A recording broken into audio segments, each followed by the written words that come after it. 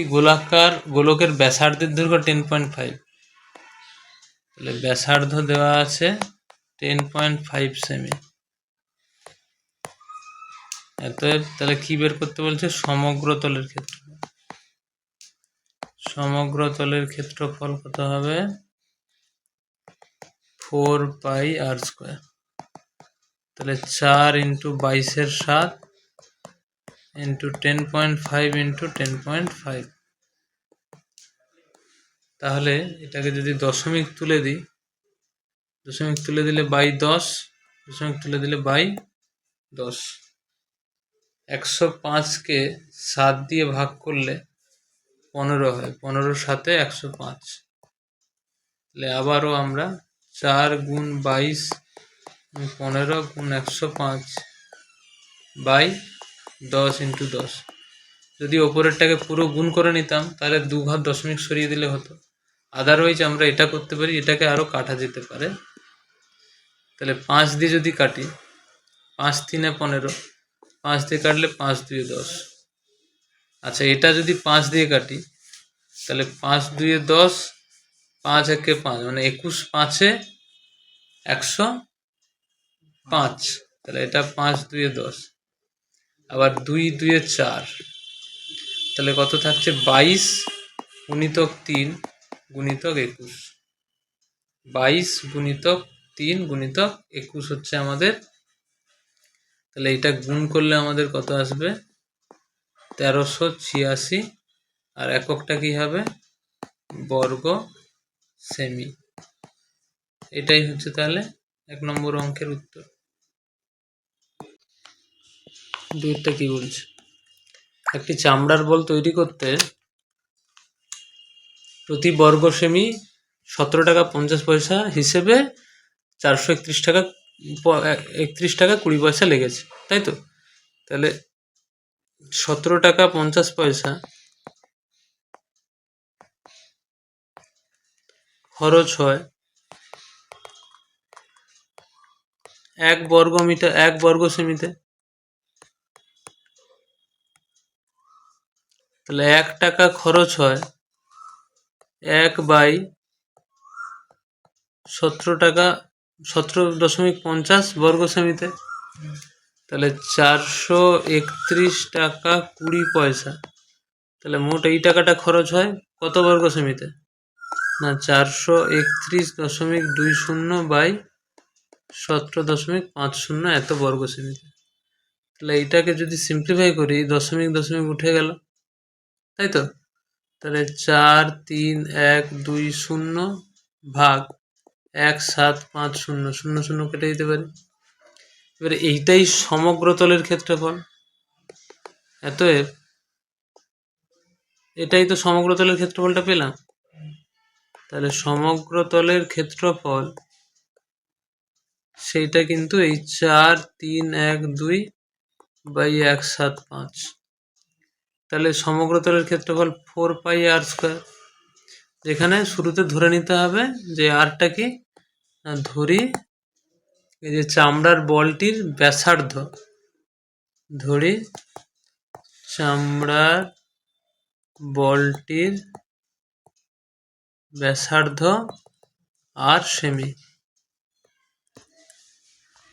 তাহলে 4 পাই আর স্কোয়ার সমান 4312/175, বা আর স্কোয়ার সমান কত হবে? 4312/175 ইন্টু 4 পাই সমান 4312/175 ইন্টু 4 পাই, মানে 4 × 22/7। তাহলে 7 ওপরে চলে গেল। তাহলে এরপরে সমাধান করলে কি হবে? এই 4 দিয়ে যদি আমি 4312কে ভাগ করি, 4312কে যদি 4 দিয়ে ভাগ করি, তাহলে 4 × 1 = 4, 0 দিতে হবে, 4 × 7 = 28, 4 × 8 = 32, 1078। এটাকে আবার যদি 22 দিয়ে ভাগ করি, পুরো 22 দিয়ে ভাগ করে দিলে এটা কত হবে? 1078কে যদি আমরা 22 দিয়ে ভাগ করি তাহলে 49 আসবে। ঠিক আছে, তাহলে আলটিমেট কত হলো? 49 ইন্টু 7 বাই 175। এটা কার মান? আর স্কোয়ারের মান, তাই তো? তাহলে 49 ইন্টু 7 কত হবে? 49 ইন্টু 7, 49 7 হবে 343, কারণ 7-এর কিউব বাই 175। 343কে যদি 175 দিয়ে ভাগ করা যায় তাহলে 175 একে 175 বাদ দিলে কত হবে? 75 মানে 25, আর ওপাশে কত হচ্ছে? 343 থেকে 175 বাদ দিলে 8 5 13 8, 168। তাহলে দশমিক দিয়ে শূন্য নিতে হবে। 168 175-এর থেকে ছোট, তাহলে শূন্য নিলে এটা 9 দিয়ে ভাগ যাবে। তাহলে 175 ইন্টু 9, 1575। তাহলে 1680 থেকে যদি আমি বাদ দিই তাহলে এটা কথা হবে 105। দশমিকের জন্য একটা শূন্য আসবে আর এটা 6 দিয়ে কেটে যাবে। 175 ইন্টু 6, 1050। তাহলে এইখানে ভাগ কিন্তু করতে হবে। তাহলে এটা কত হবে? 1.96। তাহলে আর স্কোয়ারের মান কত এলো? আর স্কোয়ার সমান 1.96। এখান থেকে আর সমান কি লিখবো? রুট ওভার অফ 1.96, তাই তো? বা এটাকে এরকমও করা যেতে পারে,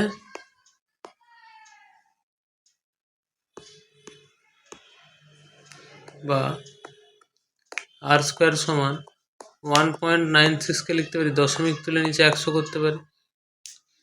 আর 196 কার স্কোয়ার হয়? 14 স্কোয়ার। আর 100 কার হয়? 10 স্কোয়ার। তাহলে বা এখান থেকে লিখতে পারি আর স্কোয়ার সমান 14/10 হোল স্কোয়ার। ঠিক আছে, বা এখান থেকে কি লিখতে পারি? আর সমান 14/10। তাহলে আমাকে ব্যাস বের করতে বলছিল, এত বলটির ব্যাস, চামড়ার বলটির ব্যাস।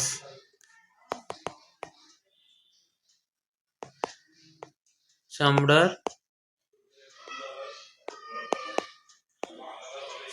বলটির ব্যাস কত হবে? 2r। ব্যাসার্ধ যদি r হয়, ব্যাস 2r। তাহলে 2r সমান কত হবে? 2 ইন্টু 14/10।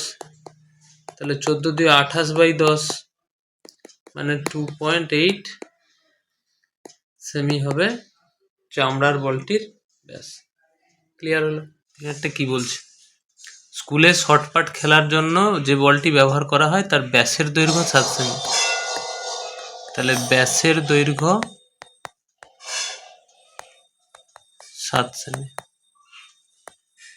তাহলে ব্যাসার্ধ কত হবে? ব্যাসার্ধ হবে 7/2 সেমি। কি বলছে এবারে? বলটিতে কত ঘন সেমি লোহা আছে? আচ্ছা, কত ঘন সেমি? ঘন সেমি মানে আয়তন।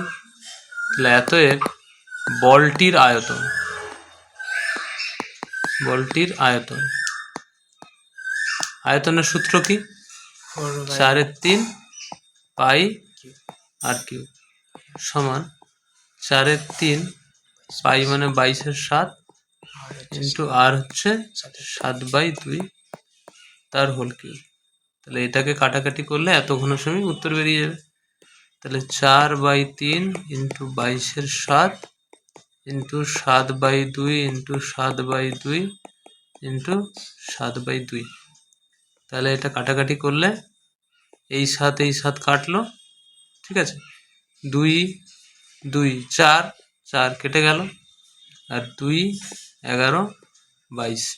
তাহলে উপরে থাকলো 11 ইন্টু 7 7 49/3, তাই তো? 49 ইন্টু 11 কত হবে? 9 9 4 13, 3 হাতে 1 দশক 4 একে 4 একে 5, তাই তো? তাহলে হচ্ছে 539। তাহলে 539/3 বর্গ সেমি। এটাকে এবারে ভাগ করতে হবে। 539কে 3 দিয়ে ভাগ করলে তাহলে 3 একে 3, 2, 3, 3 7 21, 21 কত 2 9, 3 9 27, 2। তাহলে এটাকে এরকম লিখতে পারি 179.2/3 বর্গ সেমি। এটাই হচ্ছে উত্তর। ক্লিয়ার? আরেকটা কি বলছে, 28 সেমি দৈর্ঘ্যের ব্যাস বিশিষ্ট একটি নিরেট গোলক জলে সম্পূর্ণভাবে নিমজ্জিত করলে যে পরিমাণ জল অপসারিত হবে তা নির্ণয় করো। তাহলে একটি নিরেট গোলক জলে সম্পূর্ণভাবে নিমজ্জিত করলে, তাহলে কোনো একটা ধর পাত্রে জল আছে, এই ধর পাত্র, ঠিক আছে, এই পাত্রে গোলক একটা নিমজ্জিত করছে, ধর এই একটা গোলক নিমজ্জিত করছে। তাহলে আর্কিমিডিসের সূত্র কি বলছে, বস্তু যদি নিমজ্জিত বস্তুর আয়তন, এখানে আর্কিমিডিসের সূত্র, এটা লাগবে না অঙ্ক করার সময়, এসব লাগবে না। আর্কিমিডিসের সূত্র কি বলছে, নিমজ্জিত বস্তুর আয়তন, বস্তুর আয়তন সমান অপসারিত আয়তন। মানে যে বস্তুটা নিমজ্জিত করব, আগে তো জল ছিল কিছুটা, ধর আগে এতটা জল ছিল, মানে নিশ্চয়ই এটা কানায় কানায় ভর্তি ছিল। এই বলটা যখন ঢুকছে তাহলে বাইর থেকে একটা জল ওভারফ্লো করবে, কতটা ওভারফ্লো করবে না এর আয়তনের সমান জল অপসারিত করবে, মানে এর যতটা আয়তন ততটা জলই ও বের করে দেবে, তবে তো ভেতরে গিয়ে থাকতে পারবে। এ যতটা আয়তন নিত ভেতরে, ততটা আয়তনের জলকে বাইরে বের করে দেবে। তাহলে নিমজ্জিত বস্তুর আয়তন সমান অপসারিত বস্তুর আয়তন। ব্যাপারটা ক্লিয়ার? যদি তাই হয় তাহলে এবারে অঙ্কটায় আসা যাক। কি বলছে অঙ্কটা, 28 সেমি দৈর্ঘ্যের ব্যাস বিশিষ্ট, তাহলে অ্যাকচুয়ালি ব্যাস কত, ব্যাস হচ্ছে 28 সেমি। তাহলে ব্যাসার্ধ কত, 28/2 মানে কত 14 সেমি। সম্পূর্ণভাবে ডোবালে যে পরিমাণ জল অপসারিত হবে, তাহলে অতএব অপসারিত বস্তুটির অপসারিত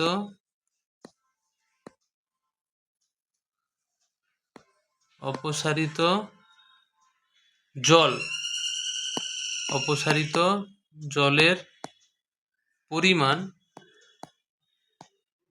কি হবে, ওই যে নিরেট গোলক যেটা জলে নিমজ্জিত করা আছে, নিরেট গোলকের আয়তনের সমান।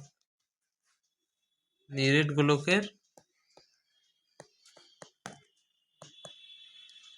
নিরেট গোলকের আয়তন, নিরেট গোলকের আয়তন। তাহলে নিরেট গোলকের আয়তন কি হয়, 4/3 পাই আর কিউব, যেখানে আর কত না 4/3 পাই 22/7, আর হচ্ছে 14। তাহলে 14 কিউব মানে কত, 14 × 14 × 14, তাহলে 7 2 14, আর কাটাকাটি যাবে না, তাহলে 4 × 22 × 2 × 14 × 14, এই পুরোটাকে গুণ করব, তাকে 3 দিয়ে ভাগ করব, তাই তো? এই পুরোটাকে গুণ করলে কত হবে, এটাকে যদি একটু ছোট করে নেওয়া যায়, তাহলে 22 2 44, 22 2 44, 44 ইন্টু 14 4 56 ইন্টু 14, 22 2 44, 14 4 56 ইন্টু 14/3। এবারে এই পুরোটাকে গুণ করতে হবে, 44-এর সঙ্গে 56 গুণ করতে হবে, তার সঙ্গে 14 গুণ করতে হবে। তাহলে এই পুরোটা গুণ করলে গুণফলটা হবে 34,496, তাকে 3 দিয়ে ভাগ করতে হবে। ঠিক আছে, এবারে 34,496 তাকে 3 দিয়ে ভাগ করলে কত হবে? 3 একে 3, 4 নামলো, আবার 3 একে 3, তাই তো, 1 নামলো, 4 নামলো, এবারে কত হবে? 3 4-এ 12, তাহলে আবার 2 নামবে, তাই তো, 2 নামলে 3 4-এ 12, 2 9 নামবে। এবারে দেখ 3 আসছে, সরি 3 নং 27, 9 দিয়ে যাবে, 3 নং 27, তাহলে 2 নামবে 26, মানে 2 নামলে 6 আসবে, এবারে 3 আসছে 24, তাহলে কত থাকলো? 24 মানে 2, তাহলে এটা হচ্ছে 11498 পূর্ণ 2-এর 3। উত্তরটা কী হবে? এককটা হবে ঘন সেমি। তাহলে এত ঘন সেমি জল এটার মধ্যে থাকবে, মানে গোলকটা নিমজ্জিত করলে এত ঘন সেমির জল অপসারিত হবে। ক্লিয়ার হলো ব্যাপারটা?